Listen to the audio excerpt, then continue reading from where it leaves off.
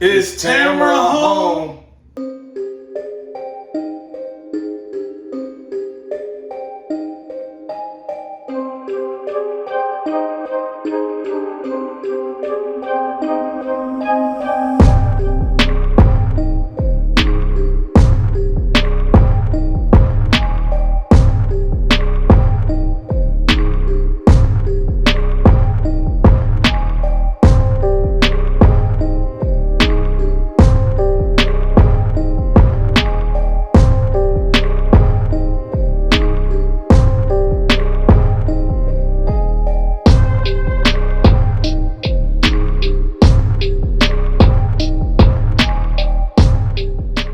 Okay, so today we are reviewing 2008 film called The Strangers.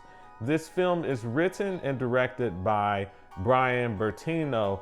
So at the beginning of the film, Ryan, we did see based on or inspired by. So specifically it said inspired by. What did that remind you of, Ryan? So with me, that reminds me of the 2003 and 2006 remakes of the Texas Chainsaw Massacre. You have a narrator opening up with a deep voice, letting you know that the events of this film are based on a true story, and it tries to give you or tries to make you feel like this is something that could really happen in real life. And theoretically it could, but it's not something that we normally see. Is, you know, you got strangers preying on people randomly. You know, they have no motives in this film. They're just randomly preying on people. So what about you? Yeah, so it turns out that director here, Bryan, came up with this idea based on events that happened in the past. So one of the reasons for this film that he draws inspiration from is the Manson murders, particularly like the Sharon Tate murders and a few other murders that occurred back in the late 60s and early 70s. And he also bases this film based off of a real experience that he had as a child growing up, where he answered the door and a group of robbers asked if a certain person was in the house, and it turns out that person wasn't there.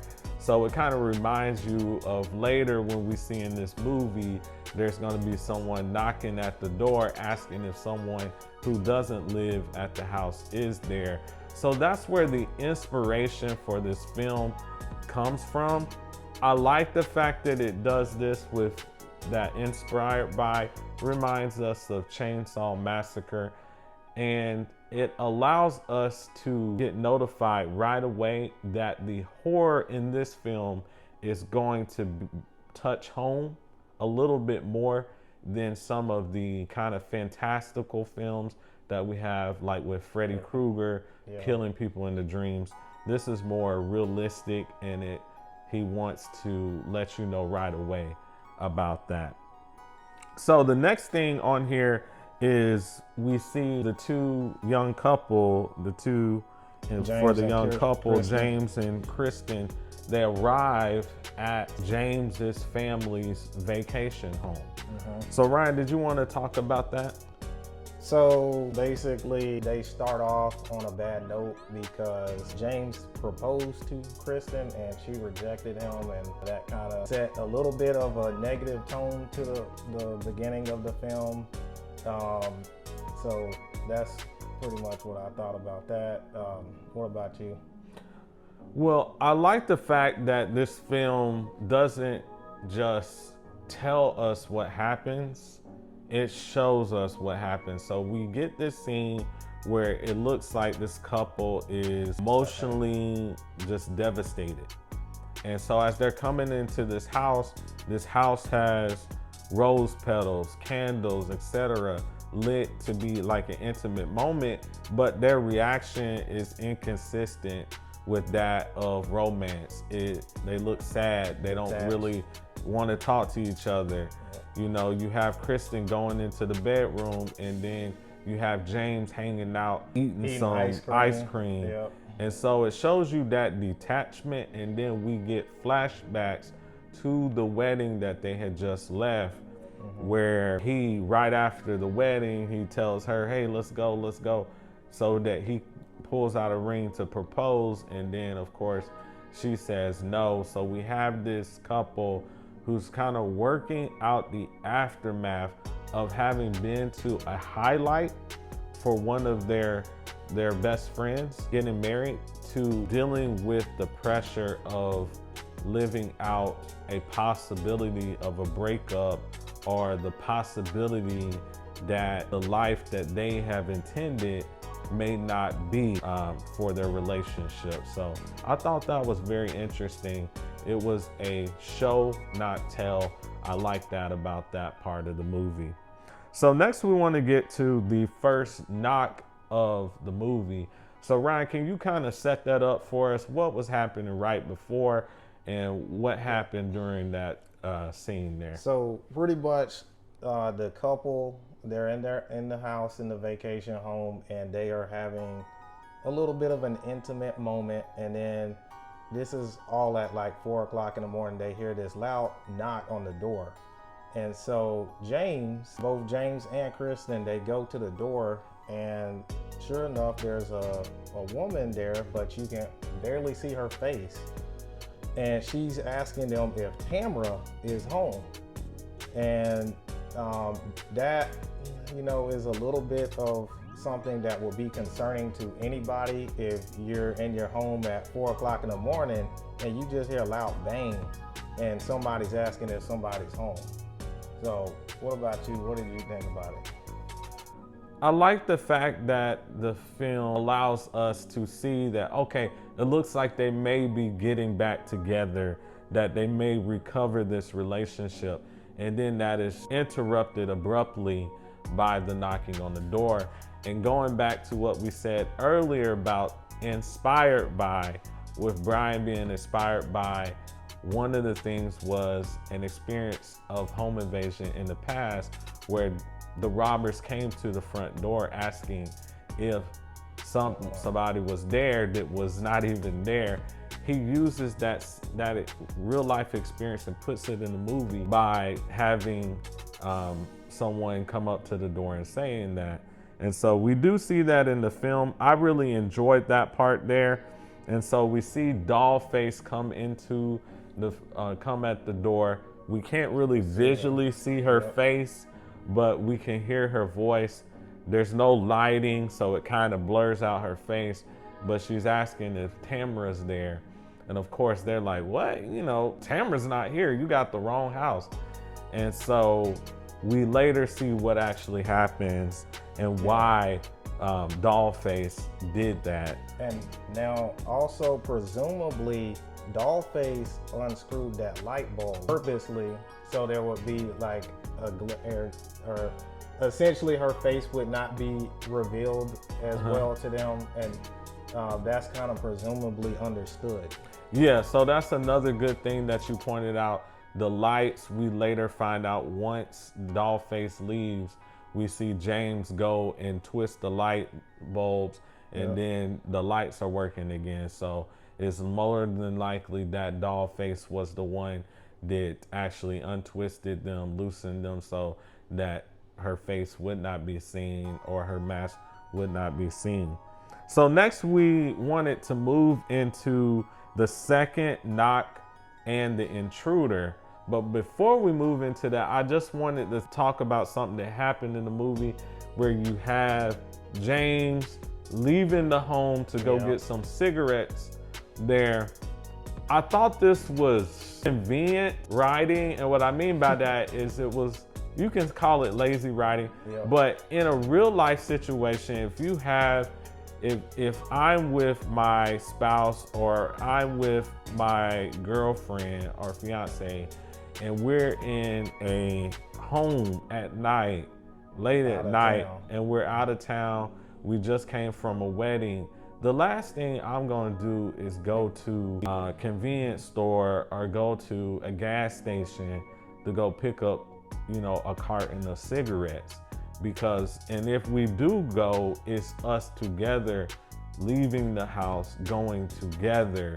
It's not going to be the separation that we have of you stay here in this creepy old house and I'm going to go out there and you're going to have to just deal with this situation. Yeah. So Ryan, what were your thoughts when you saw that happen? So honestly, I thought it was lazy writing.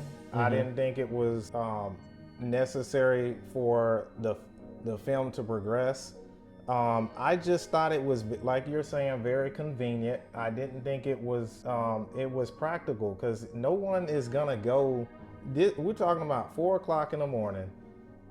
You've already heard a knock at the door. Some crazy person is knocking on the door asking if somebody that doesn't live there is home.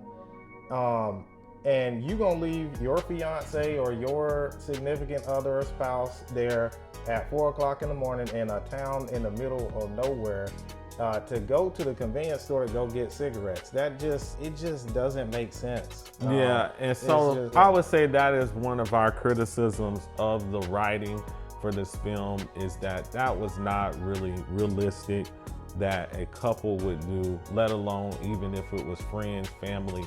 We wouldn't be going apart from each other. What that's doing is just trying to set up what we're about to talk about, the second knock and the intruder. So here we have Kristen getting startled.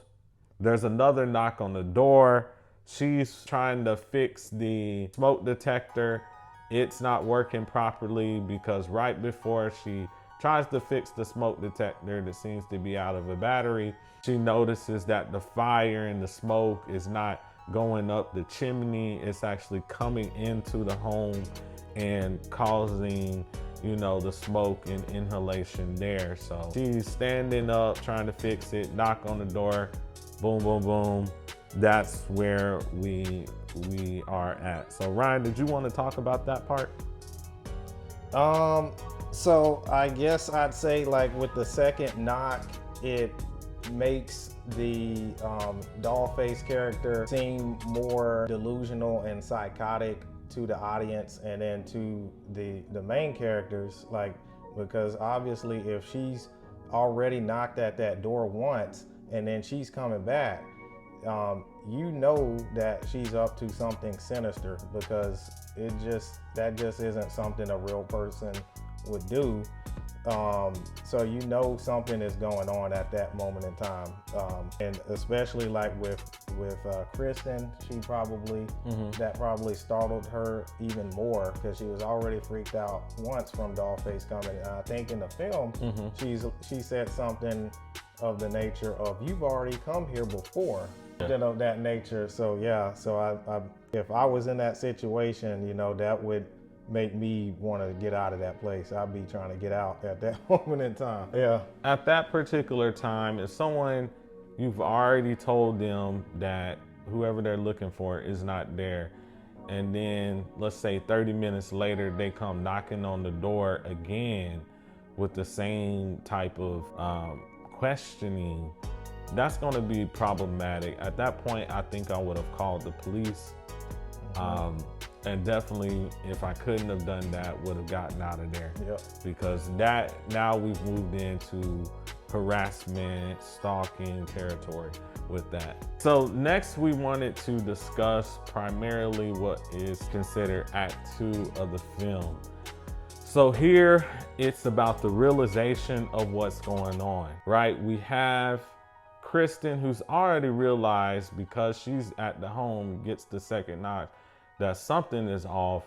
These people are stalkers. They're doing it purposefully. James, we see in many tropes in the movies, the man usually will not just leaves, but the man, when he comes back from getting the cigarettes, they will usually not believe. Dismissive. Yeah. They'll be dismissive of the woman who will say this, and they will think that she's crazy. Yeah. And so we have a bit about that here. And so when we see that part of the film, it was definitely reminding me of other films like I've seen recently. We saw Barbarian, where there was a little bit of that going on there between a male character and a female character. So Ryan, what are your thoughts about that? James returns. So One of the lines that Liv Tyler's character of Kristen gives to James is she tells him that I think one of them took my phone or destroyed my phone or took it, something of that nature. And then he pretty much dismisses her right there. He's like, no one took your phone. And that was definitely very frustrating because this is a trope that we have seen habitually in many of these films, or many of the slasher films for the most part. And it's just another piece of lazy writing. He literally just saw that a crazy girl showed up to their front doorstep at 4 o'clock in the morning saying that, or asking if Tamara was home, because that's not practical. People don't show up at people's houses at 4 o'clock in the morning. I don't know what neighborhood that would happen in. That's something that you should already see as a red flag right there. So I just thought that was a little bit of some lazy writing. He's immediately dismissive, and I think that is something that we keep seeing, and it's something I'm actually very frustrated with and tired of seeing, is that dismissive nature. There's always a character that anytime somebody warns someone in a horror film, mainly slashers, that has to say, oh no, that didn't happen, or that's not real, or you're just making that up. So that was very frustrating for me because I've seen so many movies with that before. So what about you? It was for me as well. And so I don't want to belabor the point, but it was a little bit frustrating to see that type of trope. But eventually James does believe what Kristen is saying, and so they plan their attempt to leave the home. So there they try to make it out to their Volvo. They have an old 1980s or early 90s Volvo that they go to get in, and then as soon as they get ready to leave, what happens, Ryan? So that's where the truck comes and crashes into it. Yep. So we have the truck come in and crash it. And so there we see that their vehicle is basically put out of commission. It's damaged to the point the strangers have taken the truck, slammed it into their vehicle, and then they run back into the home to try to hang out there and hopefully, I guess, fend themselves and hope that these strangers go away, which I thought was an interesting choice. What did you think about that choice, that once you get ran into with the vehicle that you run back into the home? Again, I just think it's another piece of lazy writing. They conveniently have to have the oldest vehicle that is not well maintained. And another thing is I don't know what kind of truck the strangers are driving, but every time because I've seen even the next film, but I'm gonna rewatch it, but every time they're driving that truck, it seems like it's indestructible because it's just ramming stuff and it never goes out of commission. But everybody else's vehicles, mainly the protagonists, seem to always be just not well maintained or barely capable of functioning. And it's another trope. It's the vehicle won't crank or vehicle won't work trope. We've seen this too many times. So it's something, it's just lazy writing. So, well, I thought it was interesting. So we see our third person there, the strangers. The man has appeared. We didn't really talk about this in the first act, but the man appears when you see Kristen walking around getting some water at the kitchen. We've already seen Dollface, and then now we see Pinup Girl who's driving the truck, slams it into the Volvo. They run into the home and try to make a hideout there at the home. I thought it was interesting because you would think that, especially with how physical these people look, the actor that plays Kristen is 5'10". Liv Tyler is 5'10". She's in her early 30s in this movie. And then you have the actor that plays James, looks like he's in good shape. The other people, if I'm in good shape and my significant other in good shape, I would not have gone into that home. Yeah. What I would have done is I would actually have said, hey, let's go run into the woods somewhere, because we should have the physical stamina to be able to keep up with these folks or not even keep up with them to be able to evade them. And so that's what we would have done. We would not have gone back into their home, basically giving them an easy route to be able to take us out. So that I felt was problematic about the movie there. And then we see that James retrieves the shotgun, his family shotgun from one of the top shelves there. And so what happens is with James retrieving it, they of course hide out. He had called, and we should have mentioned this earlier, he had called his best friend from the wedding to come pick him up, because when at the beginning of the film, when he and Kristen were not doing well because of the rejection with the breakup, he calls his friend. His friend finally makes it to the home. What happens, Ryan? So his friend goes into the home, and I believe that the record was stuck playing some type of song, and it was repeating over and over. And he doesn't even call out their names or anything. He just comes on up in there, and James is hiding out and Kristen hiding out in there, and he shoots him point blank with that shotgun. And of course, it's convenient. He didn't call anybody's name. He didn't say, is anyone there or anything. He just comes up in there silent. And I just thought that was another trope, lazy writing. I didn't like it. Yes, you have the friend Mike who's coming into the home. Before he gets there, his windshield gets shattered, so it already puts him on edge. He doesn't really introduce himself or really knock on the door, because he sees that, okay, windshield's been shattered. I see their car, my friend's car, has been totaled out. This looks something weird, like something sketchy, like a home invasion. So he's proceeding in the home as if someone had already broken in and his friends may not be okay. And then of course, unfortunately, James is not really paying attention, seeing who he's actually using the weapon on, and actually takes his friend out, which is unfortunate. Later on, we have in the film a few attempts to establish communication outside of, because their cell phones get destroyed by the strangers earlier on in the movie. So they're trying to communicate using radios and stuff like that. Ryan, did you want to kind of about that?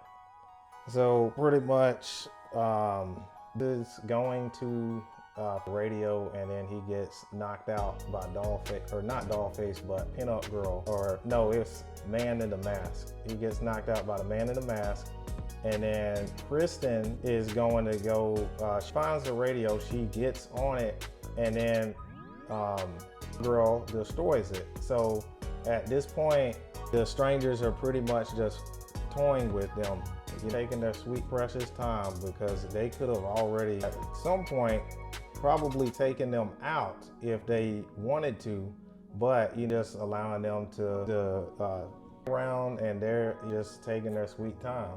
So I didn't have anything negative to say about that. I thought you kind of further the film a little bit more. You get to see that the strangers, they like to toy with their victims. You're not just there to just take them out and that's it. They're there to toy with them. But yeah, I liked it. What about you? So yeah, we see that attempt. We see James being incapacitated by the man with the mask. And then we see our try to communicate via radio. That's destroyed by Pinup Girl. And then she makes her way back to the home. Then she ends up getting incapacitated by the man in the mask. And then he drags her. They put James in the living room there, and they drag her into the living room too. So that sets up our final scene. Okay, so next we get into our final moments of the movie. So basically it takes place in the living room back at the house, which is James's family's vacation home. So it takes place there. They're tied up in chairs. We see Kristen and James tied up in these chairs, and we have all three strangers, Pinup Girl, Dollface, and the man in the mask, all standing there. One knife they have with them, And what happens, Ryan? Okay, so this is where we get the infamous quote or line from the film where Liv Tyler's character, which is Kristen, she's, sitting in a chair, and same with James, and she's like, "Why are you doing this to us?" And then it's the "because you're home," that trope and that quote. And essentially they take off their masks, and they are pretty much, when they're taking their mask off, that's them letting them know that y'all are about to die. And so essentially we know what's pending at that moment in time. So yeah, what about you? Well, we see them take off their masks, but we as the audience, because of the camera placement, we don't actually see their faces. So we see that they've taken off the mask, but we never get a shot of their faces. And this is an interesting choice. I like the choice done by the filmmaker here, because we still, as the audience, don't know who these people are. So I like that part there. And then we see them take turns, first stabbing James a few times, and then turning the knife back on Liv Tyler's character, Kristen. And so, like Ryan said, they ask them, "Why are you doing this?" They're told, "Because you're home." This is interesting because a lot of times when we look at these events that happen and we see people getting assassinated or murdered, we ask ourselves, why did the person who did this do this? And we want to find a real reason why they did what they did. Sometimes, and one of my favorite podcasts, by the way, guys, is called Hidden True Crime. And the reason why I like that podcast, it has this psychologist on there named Dr. John. Him and his wife do the podcast. And he is able to dissect how people interact, especially a criminal mindset. And so I really like his podcast for that reason. But sometimes he says on this podcast, sometimes the criminals that he's actually investigated and talked to as a psychologist studying criminal psychology, they don't know why they did what they did. And so that message there in the film reminded me of what he says on Hidden True Crime. Sometimes people don't know why they do what they do, or they'll say, "I did it because you're home," or "did it because because they never really thought through. It's kind of this base animal instinct, right? Where there's no thought process. You just do what you do. So what ends up happening here after the stabbings? Okay, so pretty much after the stabbings, we cut to, it's morning time, and then that's when we see the strangers, all three of them. They're in the pickup truck, and I think it was the little Mormon boys come up to them and ask them, one of them is Dollface, I believe, if she is a sinner, and then she says, "Sometimes."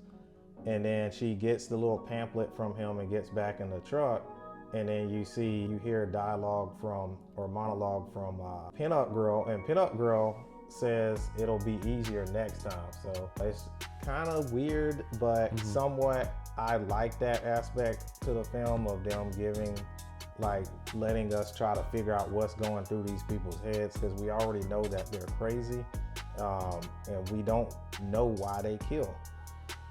And then I think one of the Mormon boys goes into the house. So they go into the home. Yeah. And what happens? And then they see the aftermath of what took place in that house, which, you had James dead on the floor, and then Liv Tyler character, Kristen is seemingly dead, and he reaches out to her, and then she tries to grab him and screams, and then we cut to the end, pretty much. Yeah. So what we see there is where religion is meeting evil. So we see religion, what's good, let's say for this film's sake, is good. And then we see evilness being right there together. And the Mormon boys don't even know that they've just murdered all these people. They find that out a few moments later, but they don't know that, and they're there trying to evangelize and give a pamphlet to them, and just out of the goodness of their heart, whereas these people have just done something so heinous that it seems as though, how could you forgive that person? And so that's what we see in them. We see the actual aftermath of what happened there in the actual home, in the death of James, and then the subsequent screaming there of Kristen. So, Bryan, what were your thoughts about this movie? Okay, for me, honestly, there's so many people that say that this movie is really good, and I know it has a cult following and people saying, you know, that it's one of the best in the franchise. But me, honestly, the movie was way, way, way too long, for one. It was at least a good 30 to 40 minutes longer than it should have been. And then two, it just wasn't that interesting because there weren't that many characters. And we, you know, the setting, as I like to have a variety in my settings, only took place at that house, maybe a little few scenes outside of the home. So I'm gonna be honest, I didn't think this film was good at all.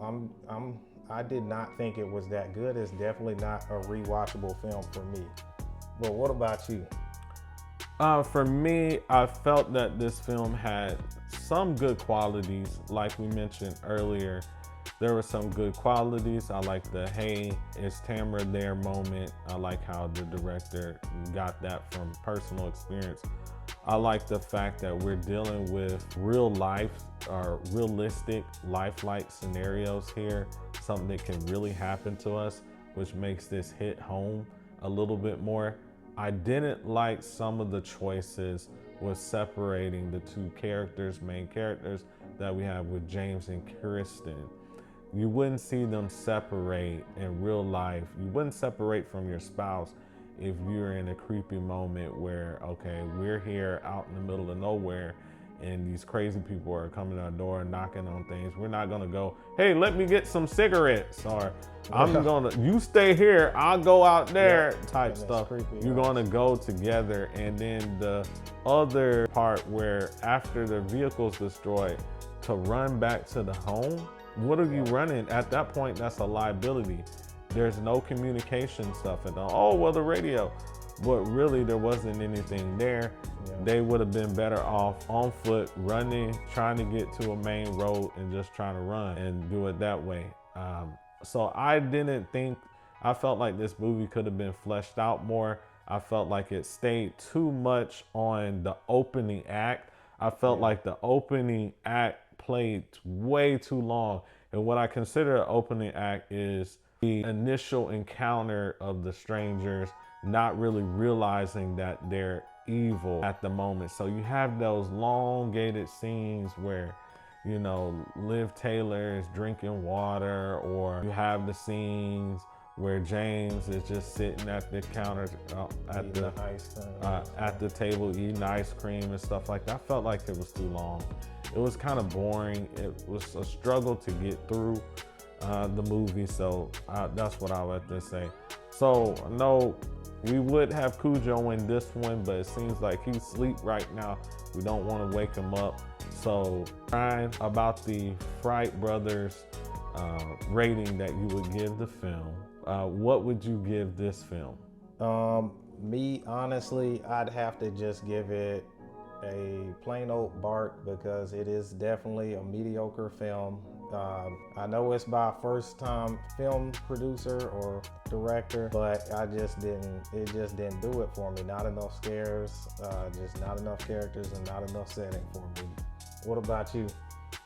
For me, I would have to give this a below average whimper.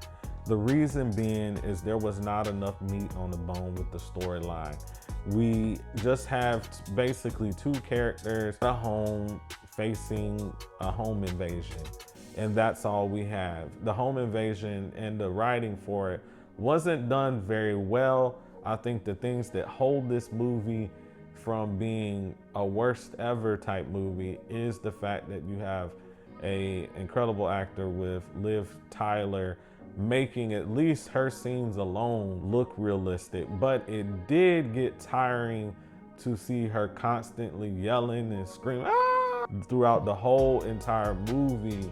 And it just got to the point where I almost wanted to just turn the channel. I didn't want to watch the movie anymore. So I would have to give this particular film a whimper. Okay, so moving forward, next time what we will do for our next film is we'll go over The Next Stranger, the Strangers movie. So what is that one, right? So that will be the sequel, The Strangers Pray at Night from 2018. Yeah, so we'll do that one. And then we will also be doing our ranking next time of Terrifiers 1 through 3. So stay tuned, Fright Fam, for those. Okay, so stay tuned for that. And then lastly, I just wanted to say there have recently been some events that we have seen in the news lately, from the passing of the young Ukrainian woman on the train in Charlotte, North Carolina, the gruesome stabbing of her, and then just yesterday seeing the gruesome assassination of Charlie Kirk. And we wanted to extend our prayers out to the Kirk family, as well as the Ukrainian lady's family and stuff like that. I just want to tell you guys that violence is not how you resolve things when you disagree with people. We want to do this channel because we want to be able to talk about films. We don't mind healthy disagreements and stuff like that, but we expect to have respect for one another, to do things respectfully and with decorum. We want to make sure that we have empathy for one another and see each other as sisters and brothers that we love and want to care for despite our differences. I'm not going to go into the specifics about each of these instances that I've just discussed, but I wanted to let you all know, let's pray for these families. It's been a tough situation for all of those families there, and it's just sad to see people doing such atrocious acts. So we want to make sure that we extend love, not hate. Even if we disagree with people or whatever, we extend love, not hatred. We don't act on violence. We want to do the right thing. We want to be protectors and defenders of the truth, and people did do the right thing. So with that stated, Fright Fam, be watchful.